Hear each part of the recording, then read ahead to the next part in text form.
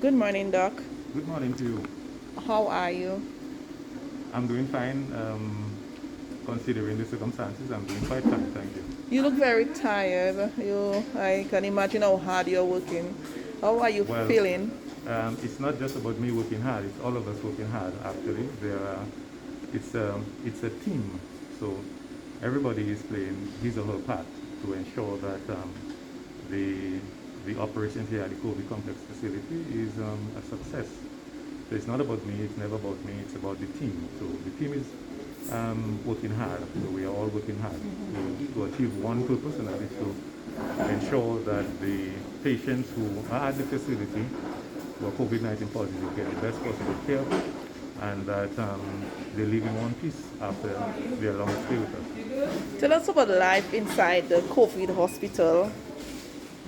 Well, I think that would be a question best served for the patients actually, because the patients are actually the one who are at the facility. Now, in terms of the, the staff, one can imagine that working in an environment um, as is the COVID care complex facility, it's quite stressful.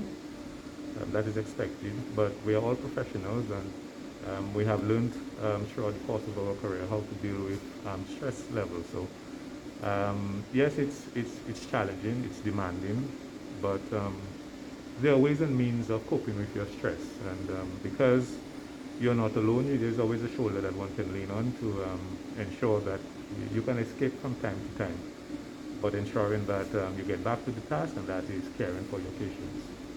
The death rate in Dominica is increasing in terms of COVID related deaths. How concerning are you? And lamentably so, it is increasing. It is indeed increasing. Um, and it is very concerning to say none, to say this as well. Yes, it is very concerning. Every effort is being made to avert such occurrences, but um, sometimes it's inevitable. Besides your most exhaustive efforts, your best efforts, patients succumb. And this, I remember saying at one of the press briefings, um, this is very difficult, you see, for us attending physicians, for the nursing staff as well, when you do your utmost to ensure a successful outcome, and when this does not occur, of course you're saddened, of course you're broken, but the fight must continue because you must move on to the other patient that is in your care, and all your energies, all your efforts must be redirected to those patients. So the fight never stops, it always continues. We are not sure how long this pandemic is going to last for. Hence the reason why there's always the emphasis placed on observing the necessary guidelines set up by the Ministry of Health, and most importantly, the the tool, the armament that is most effective is getting vaccinated. It is proven. It's a practical and proven way of ensuring that there is the possibility of um, decreasing the potential of succumbing to the COVID-19 virus. So we hope that the message has gone out. We hope that people would take heed. Their health, of course, is their responsibility, and they should put themselves in a position of advantage, as it were, and that is to get vaccinated and give themselves an opportunity to be somewhat resilient towards this COVID-19 infection. So that is my take, really, and I hope that your audience, of course, would not just listen, but to to make an informed decision about it and get vaccinated and put themselves on the side of advantage, as it were. My major concern is staff welfare. I know you all must be tired. Do the staff get time to rest, to But, pause? well, the environment in which we work, yes, is stressful, as I said initially, but there's always time to break away. No one goes on day after day, day after day, day after day. There are shift systems that have been organized by the nursing staff, of course, by the medical staff, that have been my responsibility, of course. And so the necessary time to break away is always given. I think just recently, a group of physicians just took some time off, of course, observing all the necessary protocols, and just had a small gathering, of course, less than 10, and just escaped a little, and that helps, greatly helps, because most of us can't really on a regular basis go back to our families because of the task at hand. So your immediate family really becomes your co-worker in that sense. So we do get the time off to retreat just a little, even if it's for an hour or two, and that happens and that helps greatly. We saw the presentation of 50 cases of water to the Ministry of Health. What other sort of donation would you need? If someone out there wants to donate or make a contribution, what are some of the items that may be needed? Well,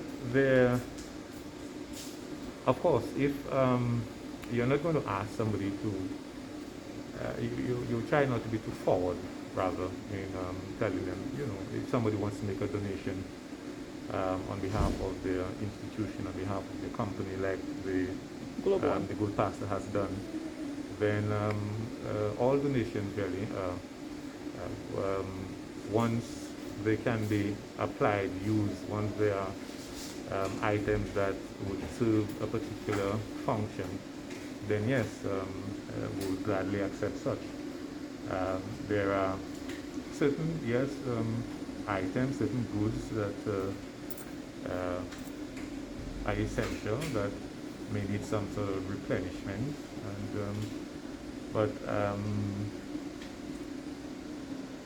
I don't think that I would really want to, say we need this, that, and that. There are always needs, and the needs are sufficiently met, I must say, by the Ministry of Health, by the government, of course. But there are certain procurement items that other non-governmental organizations can make as well.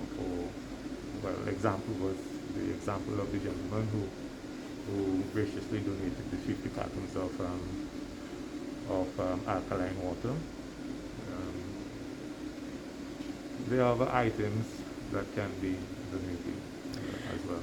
So if such a person were to call and have that conversation, we'd say, well, yes, this is quite necessary. We are grateful for that. If it's not, then we'd say no. But I don't want to have the audacity really to I'm not in the position to really dictate what that person or this person should donate.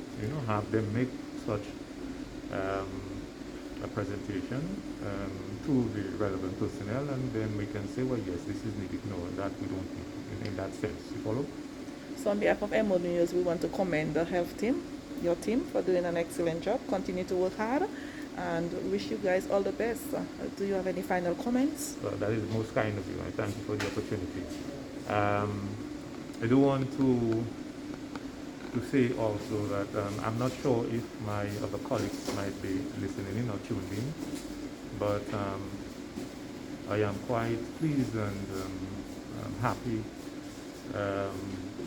with the medical staff and the nursing staff and the way they go about carrying out their duties. I know there are constraints, and every hurdle that presents itself, we as the managers of the facility would try to see how best we are able to go over each hurdle. So I want to encourage them to continue this very important fight that we are in terms of combating the COVID-19 virus, and that it shows a sense of the great human moral on their part, and we just do hope that the public would appreciate and recognize the sacrifice that is being made to keep them safe, and hope that they will take the opportunity to follow the guidelines and to most certainly put themselves in a position of advantage, and that is the only way to do that is by getting vaccinated. So we hope if they are able to do that, then that would greatly help our plight. Thank you for the opportunity. Thank you.